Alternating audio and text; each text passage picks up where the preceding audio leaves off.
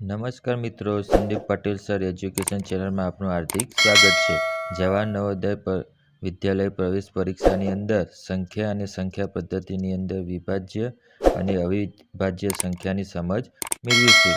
તો મારી ચેનલને સબસ્ક્રાઈબ કરો જેથી તમને દરરોજ નવા વિડીયોનું નોટિફિકેશન મળતું રહે। નમસ્કાર મિત્રો, સંદીપ પટેલ સર એજ્યુકેશન ચેનલમાં આપનું હાર્દિક સ્વાગત છે।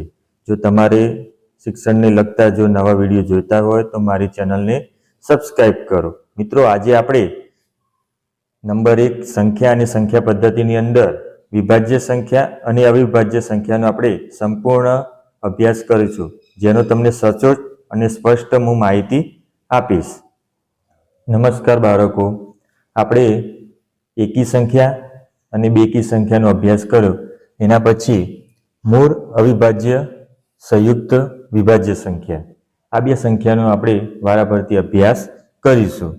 તો અહીંયા સૌપ્રથમ મૂળ અવિભાજ્ય સંખ્યા કોને કહેવાય, એટલે આપણે કેવી રીતના ઓળખી શકીએ? તો એક કરતા મોટી એવી જ સંખ્યાને એક અથવા તે સંખ્યા વડે આપણે નિશેષ ભાગી શકીએ અને એના સિવાયની અન્ય કોઈ સંખ્યા વડે નિશેષ ભાગી શકાય નહીં, તેવી સંખ્યાને મૂળ અવિભાજ્ય સંખ્યા કહીએ છીએ।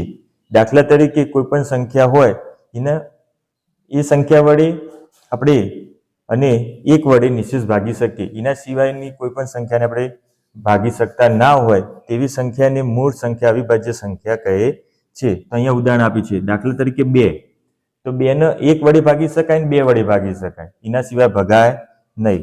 એ જ રીતે અહીંયા 3 સંખ્યા આપી છે, તો 1 વડે અને 3 વડે, એટલે કે એક સંખ્યા વડે ભાગી શકાય અને જે પોતે સંખ્યા 3 છે એના વડે આપણે નિશેષ ભાગી શકાય તેવી બધી સંખ્યાને અવિભાજ્ય સંખ્યા કહીએ છીએ। એ રીતે 5 છે, 7, 11, 13, 17, તો આ બધી જે સંખ્યા ખરી એ બધી મૂળ અવિભાજ્ય સંખ્યા છે। એના સિવાય આપણે આગળ જઈએ તો ઘણી સંખ્યા આવે, 19 આવે, 23 આવે, તો 29 આવે, એ રીતે અનંત સંખ્યા છે। મૂળ અવિભાજ્ય સંખ્યા કેવી છે?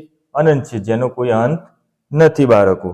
તો એનો બીજો નિયમ, સંખ્યા 2 એ એક જ એવી સંખ્યા છે કે જે સમ એટલે કે બેકી સંખ્યા હોવા છતાંય તેને આપણે અવિભાજ્ય સંખ્યા કહેવામાં આવે છે। બે બેકી સંખ્યા હોવા છતાંય એ સંખ્યાને આપણે અવિભાજ્ય સંખ્યા કહેવામાં આવે છે। બાકી બધી જે બેકી સંખ્યા આવતી હોય એને આપણે ભાગી શકીએ તો એ બધી સંખ્યા વિભાજ્ય સંખ્યા થઈ જાય।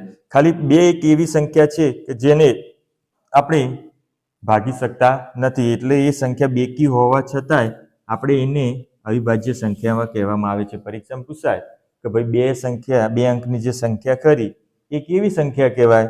તો ઘણા બાળકો ભૂલ કરી દે, કેમ કે 2 એટલે બેકી સંખ્યા, એટલે કે આપણે એને ભાગી શકીએ નિશેષ, એટલે બીજા બધા બાળકો શું કરે ભૂલ, તેને અવિભાજ્ય સંખ્યાની જગ્યાએ વિભાજ્ય સંખ્યા ગણી દે છે। એટલે ઘણા બાળકો આવી રીતના પરીક્ષામાં ભૂલ કરતા હોય છે।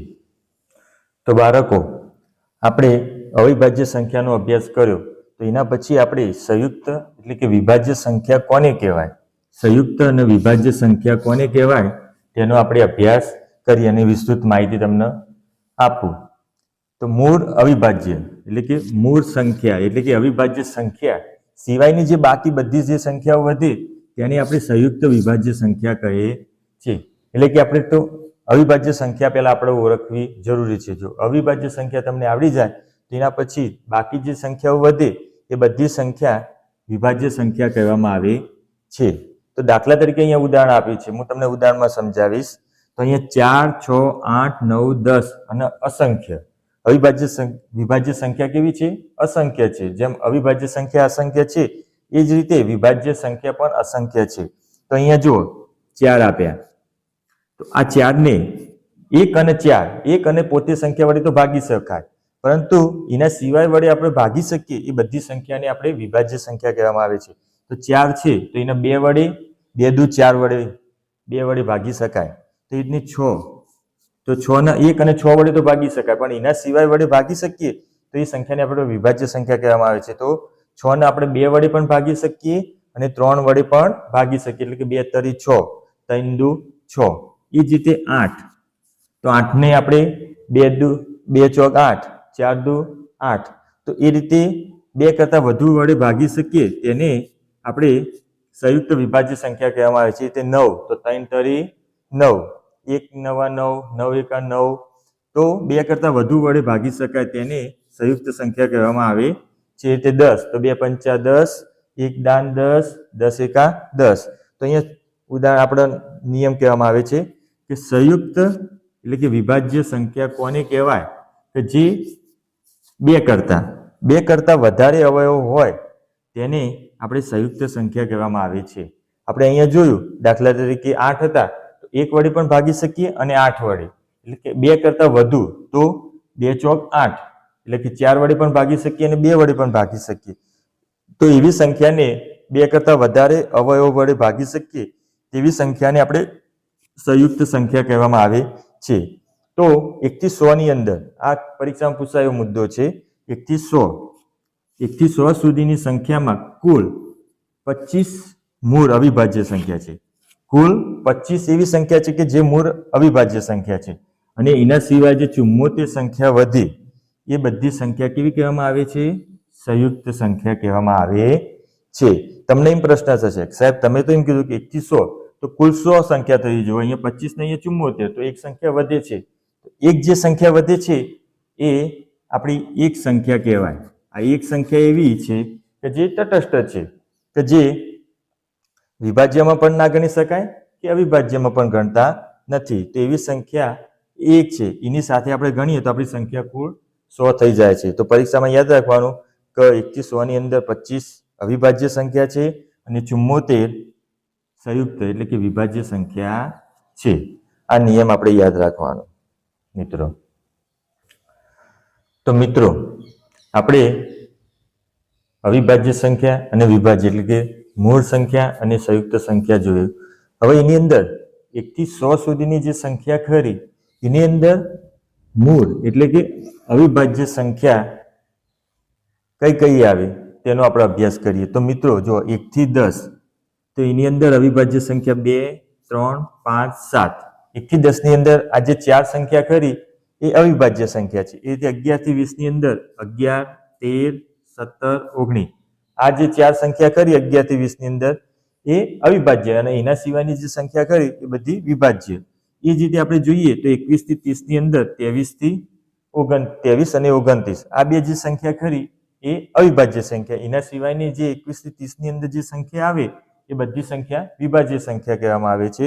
એટલે 31 થી 40 ની અંદર 31 અને 37 આ બે સંખ્યા એવી છે કે જે અવિભાજ્ય સંખ્યા છે. એના સિવાયની બધી સંખ્યા એ વિભાજ્ય સંખ્યામાં આવે છે. એ રીતે 41 થી 50 ની અંદર 41, 43 અને 47 આ 3 સંખ્યા એવી આવે કે જે અવિભાજ્ય સંખ્યા છે, અને એના સિવાયની બધી જે સંખ્યા ખરી એ વિભાજ્ય સંખ્યા. એ રીતે આપણે 51 થી 60 માં બે સંખ્યા આવી જે 53 અને 59 છે.